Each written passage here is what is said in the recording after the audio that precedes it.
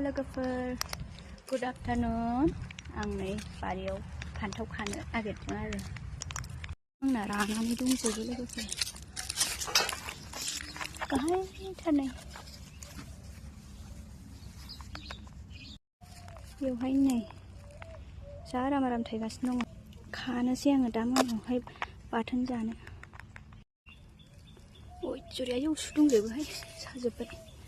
दान बेनो थोयोहाय लोगोफोर जाथ'बाय बारा खाबाल'सो जायो लावआबो नै मानला हांगासिनो दङ ओरैजाय मैथा ओमफ्राय नै मुदुफुल आरो मोननानै दंबावो गाबोन जानोसै मोजाङै मोनथारबा जा साइस जाखाबाय नै रङा गाबोन जानांगौ आरो ओरै थाइसे मोननो नागिरबावदों